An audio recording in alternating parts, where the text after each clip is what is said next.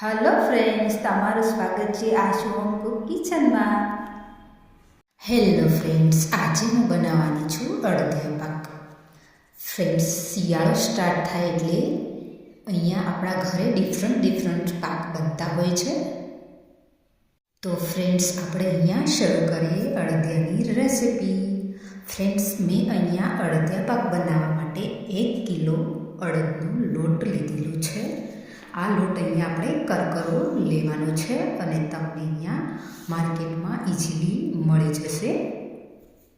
Friends, અહીંયા હવે આપણે ગેસ ઉપર એક જાડા તળિયાવાળી કઢાઈ રાખી દેવાની છે અને ગેસ આપણે અહીંયા મીડિયમ ટુ લો ફ્લેમ પર અત્યારે રાખવાનો છે. અને અહીંયા આપણે હવે અહીંયા 600થી 700 ગ્રામ જેટલું ઘી અંદર એડ કરવાનું છે. અહીંયા ઘી થોડું ગરમ થાય એટલે તરત જ અહીંયા આપણે અડદનો કરકરો લોટ હવે અહીંયા એડ કરવાનો છે. આ રીતે ફ્રેન્ડ્સ, અહીંયા આપણે હવે ઘીની અંદર લોટને સરસ આ રીતે મિક્સ કરતો રહેવાનો છે અને આ રીતે થોડો હલાવતા રહેવાનું છે. ફ્રેન્ડ્સ, મેં અહીંયા 700 ગ્રામ ખાંડ લીધેલી છે અને અહીંયા મેં 700 ગ્રામ જેટલું ઘી લીધેલું છે. જનરલી જેટલું આપણે લોટ હોય તેટલું અહીંયા ઘી અને ખાંડ લેવાનું હોય છે, પણ આપણે અહીંયા 100 ગ્રામ મેં અહીંયા ઓછું લીધું છે. આમાંથી અડદિયા એકદમ ગળ્યા પણ નહીં અને બહુ ઘી પણ નહીં એવા અહીંયા એકદમ પરફેક્ટ અડદિયા તૈયાર થવાના છે.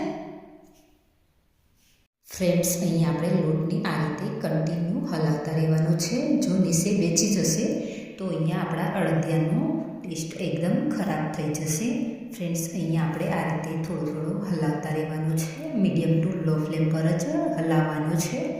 અહીંયા આપણે લોટને એકદમ બ્રાઉન કલરનો થાય ત્યાં સુધી શેકવાનું છે. અહીંયા આપણો એકદમ લોટ ફ્લફી થઈ ગયો છે, તમે જોઈ શકો છો.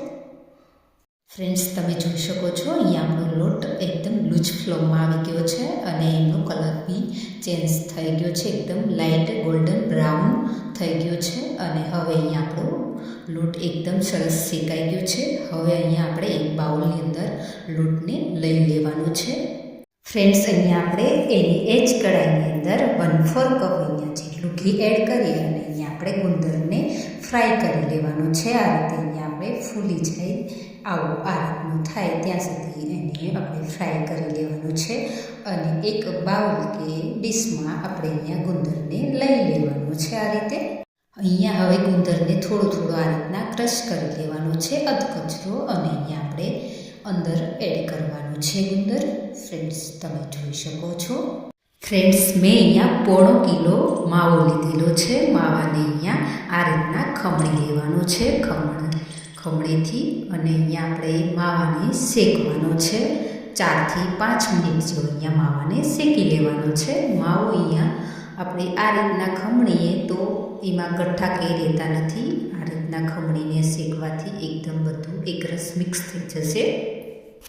ફ્રેન્ડ્સ, અહીંયા માવો શેકવાનો છે. માવો અહીંયા આપણે આ રીતે શેકી લેવાનો છે. માવાને અહીંયા અંદર તો થોડું ઘીનું પ્રમાણ તો હોય જ છે, પણ અહીંયા આપણે થોડું ઘી ઉપરથી એડ કરવાનું છે અને માવાને શેકી લેવાનો છે.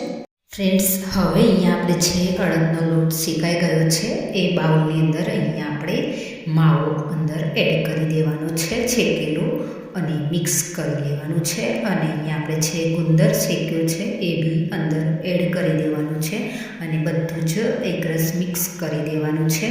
આ રીતે અહીંયા આપણે મિક્સ કરી લેવાનું છે અને અહીંયા એને આપણે સાઈડમાં રાખી દેવાનું છે. હવે ફ્રેન્ડ્સ, અહીંયા આપણે ખાંડ એડ કરી દેવાની છે. ખાંડ અહીંયા મેં 700 ગ્રામ લીધી છે અને અહીંયા આપણે 2 ગ્લાસ પાણી અંદર એડ કરી દેવાનું છે. અને અહીંયા આપણે સરસ ખાંડ મેલ્ટ થાય ત્યાં સુધી હલાવતા રહેવાનું છે. ફ્રેન્ડ્સ, તમે જેટલું ગળ્યું ખાતા હો તે બેઝ ઉપર તમે ખાંડની ક્વોન્ટિટી રાખી શકો છો, ઓછી કે વધારે કરી શકો છો. ફ્રેન્ડ્સ, મેં અત્યારે અહીંયા 700 ગ્રામ ખાંડ લીધેલી છે. ફ્રેન્ડ્સ, તમે જોઈ શકો છો આ રીતના થોડા ડ્રોપ્સ લમ્સ થાય એટલે તમારે સમજવાનું કે અહીંયા આપણી ચાસણી તૈયાર થવા માંડી છે. અને આ રીતના અહીંયા બેઝિકલી અહીંયા જોઈએ તો આ રીતના આપણે 2 અંગૂઠા વચ્ચે ને આંગળી વચ્ચે ચિપકાવીને જોવાનું છે કે એક તાર અહીંયા તૈયાર થઈ ગયું છે કે નહીં. એટલે સમજવાનું અહીંયા આપણી સાસની પરફેક્ટ તૈયાર છે.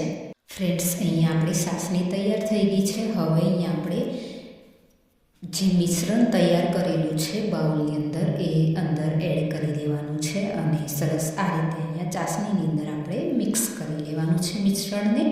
ફ્રેન્ડ્સ, હવે અહીંયા આપણે કાજુ બદામનો ઝીણો ક્રશ કરેલું અહીંયા હું અત્યારે એડ કરી રહી છું અને ફ્રેન્ડ્સ તમે તમારી ચોઈસના ડ્રાયફ્રૂટ્સ અહીંયા એડ કરી શકો છો.